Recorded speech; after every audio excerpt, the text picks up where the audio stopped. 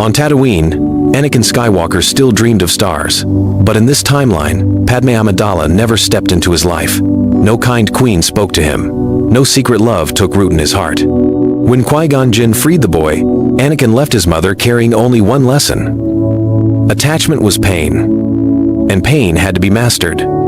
At the Jedi Temple, that belief shaped everything. Obi-Wan Kenobi trained him hard, and Anakin answered with fierce discipline. He did not chase friendship. He did not crave comfort. He trained longer, fought harder, and pushed himself past every limit the Order set before him. Other Padawans saw talent. The Masters saw danger. Anakin turned both into fuel. Without love to divide him, he gave himself fully to the Jedi mission. On every assignment, he moved with speed and force. Pirates fell. Slavers broke. Separatist cells vanished before they could spread fear. Each victory made him more famous and more feared. Citizens called him a hero. Jedi Knights whispered that he was becoming a weapon, not a guardian. Obi-Wan tried to teach patience. Yoda warned that a life without connection could become cold, even cruel. Anakin listened, but only in silence. In his mind, mercy slowed justice. Emotion weakened purpose. The galaxy was burning, and he believed only strength could save it. When the Clone Wars began, that belief exploded into legend. On Geonosis, Anakin fought like a storm. He led trapped soldiers through droid fire, cut down battle lines, and held the line while others escaped. The clones cheered him. The Council watched with growing unease. That night, fires burned across Geonosis. Anakin stood alone in the wreckage.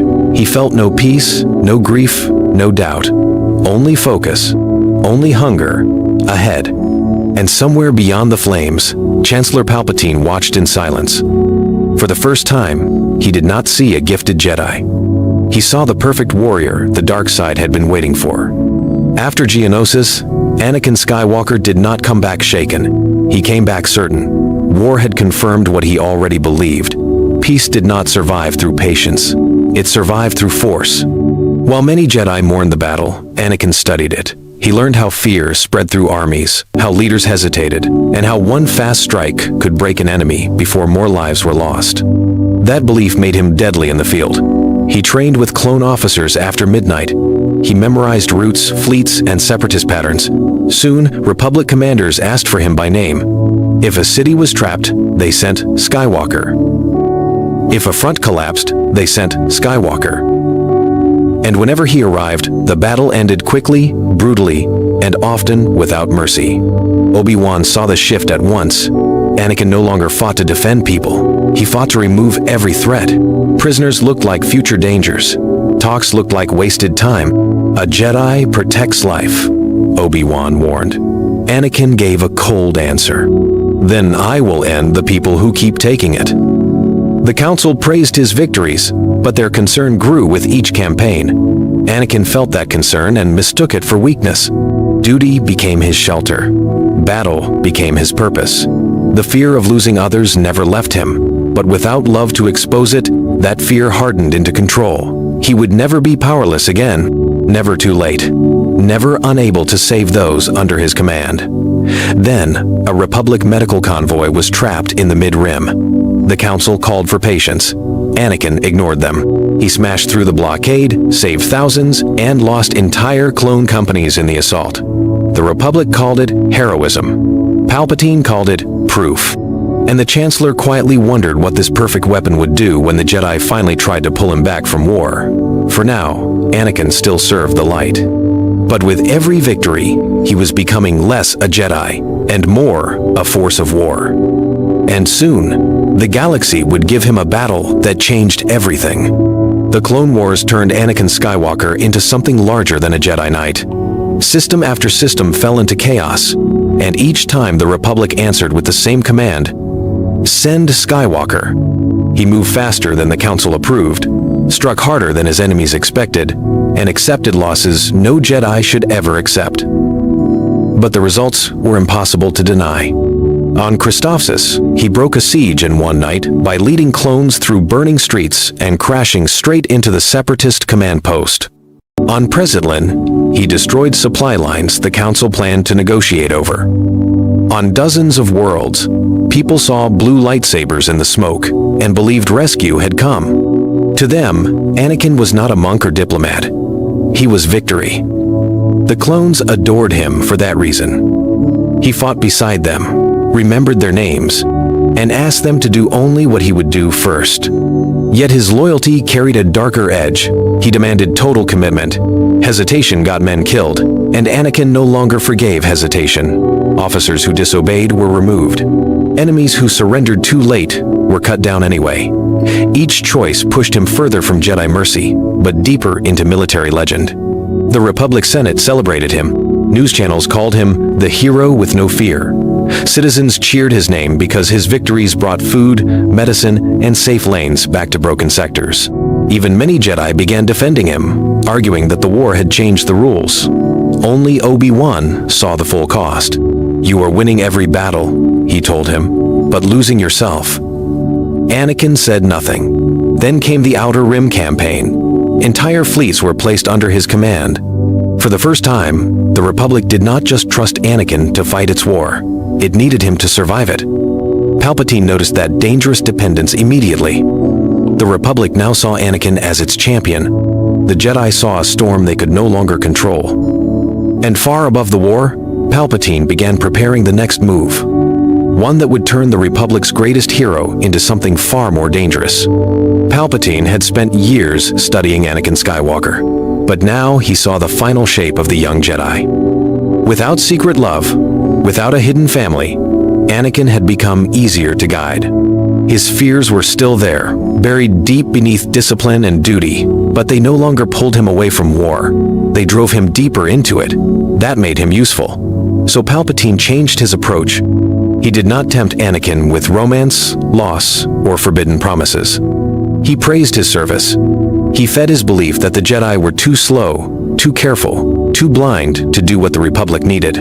After every campaign, he welcomed Anakin as a trusted hero, listening as the young general spoke about sacrifice, weakness, and the cost of hesitation. Bit by bit, Palpatine built a private world around him. In the Senate, he defended Skywalker's harsh victories.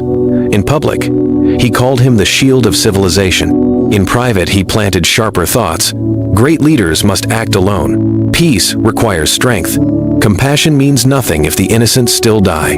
Anakin did not hear Sith teachings, he heard logic. The Jedi Council noticed the bond and disliked it. But the war kept handing Palpatine new chances. He pushed Anakin toward the hardest fronts, the bloodiest choices, the cruelest lessons. Each success isolated him further from the Order. Each order ignored by the Council made Palpatine seem wiser. Then came a campaign where 3 systems faced collapse at once. The Council ordered retreat from one world to save the other 2. Palpatine quietly asked Anakin a darker question. What if a true Guardian refused to abandon anyone? Anakin stared at the star map, jaw tight, heart burning. For the first time, he wondered whether the Jedi were preserving peace, or choosing which worlds deserved it at all. That was the moment the line began to break. Not because Anakin wanted power, but because he believed only he could carry the burden, the Jedi would not. And once he acted on that belief, there would be no easy path back. Without Padme, there was no hidden marriage, no stolen moments, no soft place where Anakin Skywalker could admit fear. The Jedi searched for signs of reckless attachment and found none. To many on the Council, that looked like progress. At last, Skywalker seemed free of the weakness they had always feared. But the truth was darker. The need for love had not vanished. It had been replaced by something colder. The need to control everything around him. Anakin threw himself deeper into command. He reviewed troop formations himself. He corrected generals. He overruled Jedi Masters in the field if he believed they were moving too slowly. His men still followed him because his instincts kept winning battles, but even the clones began to feel the pressure. Around Skywalker, failure was no longer a lesson. It was a betrayal. That same pride began to poison his place in the Order. Since he no longer broke rules for secret love, Anakin believed he had earned complete trust. When the Council questioned him, he heard insult. When they withheld rank or authority, he heard fear. In his mind, He had given them everything: loyalty, victory, sacrifice, and they still treated him like a problem to manage. Palpatine understood that wound perfectly. He praised Anakin's discipline and whispered that true greatness was always resented by the weak. Anakin did not crave romance. He craved recognition. He wanted a galaxy that moved when he spoke and survived because he acted. Then the Council denied him independent command over a full sector offensive. Another cautious delay. To Anakin, it felt like proof the Jedi feared decisive power more than defeat. For the first time, he did not ask how to obey them. He asked whether their caution was protecting peace or slowly killing the Republic itself. That question stayed with him long after the meeting ended. Because once Anakin began to doubt the Jedi's judgment, Palpatine no longer needed to tempt his heart. He only needed to turn Anakin's strength against the Order itself. The war had reached its breaking point, and so had Anakin Skywalker. By now, he no longer trusted the Jedi Council to do what victory required. Their caution looked like weakness. Their secrecy looked like fear.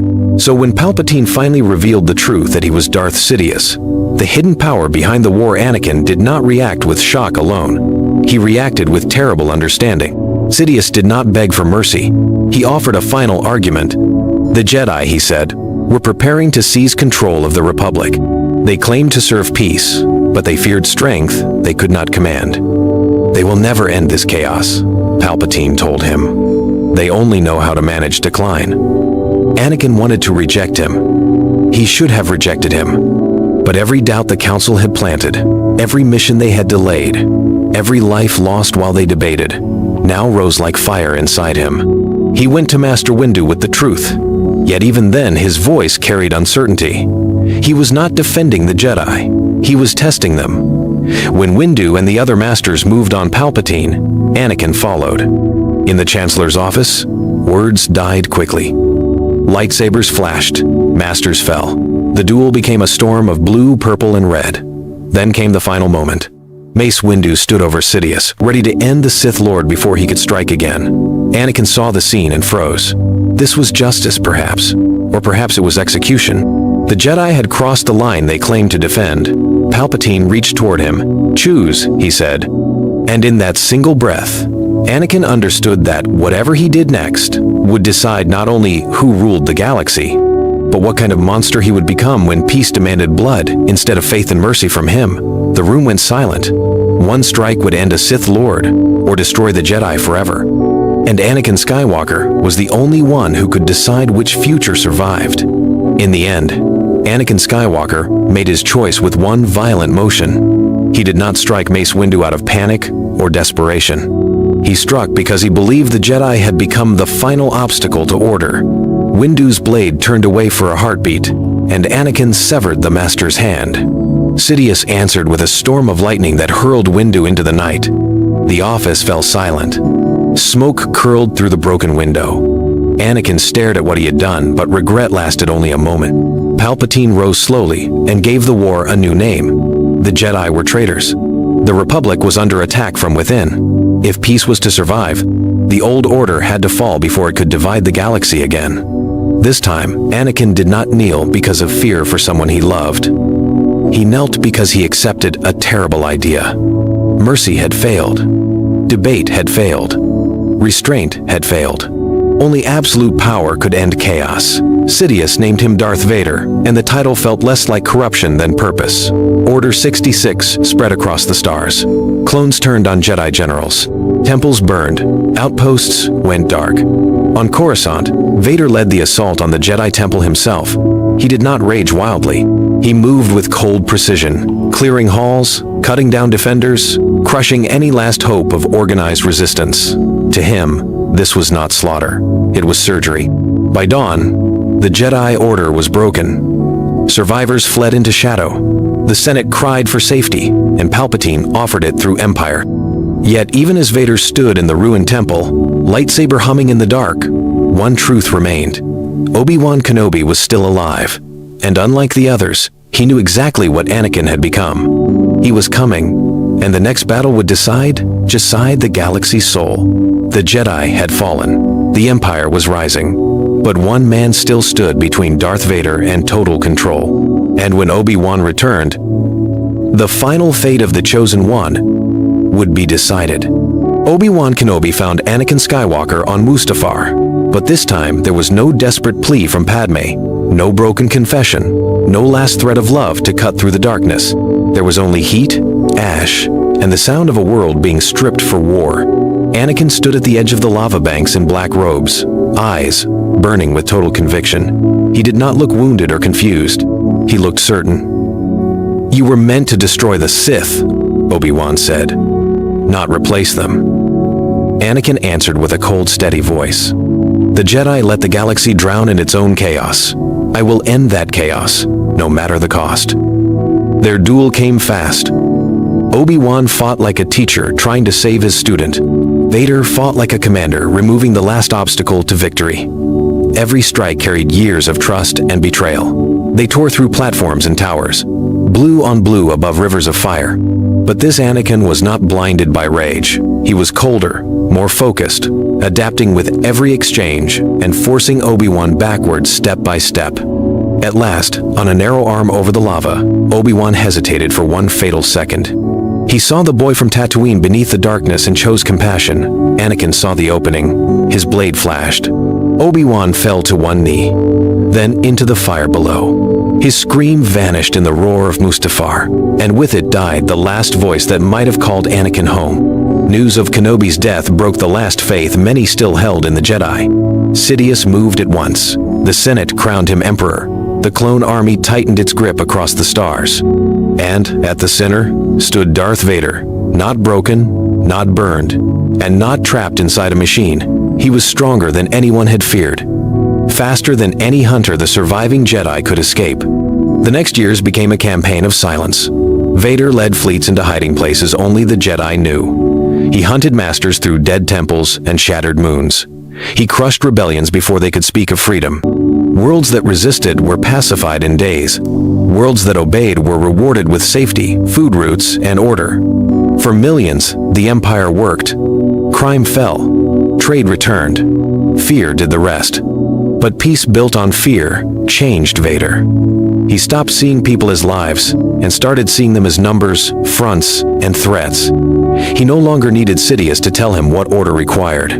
In time, even the Emperor understood the danger he had created. Vader was loyal to peace, not to any master. And if Sidious ever became a source of disorder, that loyalty might turn. That future came sooner than either expected. A rebellion began to rise in scattered cells, led by senators, smugglers, and soldiers who still believed the galaxy deserved a choice. Sidious wanted terror. Vader wanted annihilation. On a command deck above a burning world, Master and apprentice looked out at the same fire and imagined different futures. One wanted endless rule. The other wanted final victory. And there, at the height of Imperial power, the truth of this timeline became clear. Anakin Skywalker had not fallen because he loved too deeply. He had fallen because he believed peace was worth any price. He had become not Vader, the shattered man chasing what he lost, but Vader, the pure warrior unleashed. No chains of grief held him back. No memory of tenderness survived to weaken his hand. The galaxy had gained order. No one left alive could truly stop it. And perhaps, at last, it had created the perfect monster. This was not the story of a man destroyed by love. This was the story of a warrior who gave up mercy and conquered the stars. And in that victory, Anakin Skywalker became the darkest version of the Chosen One the galaxy could ever face.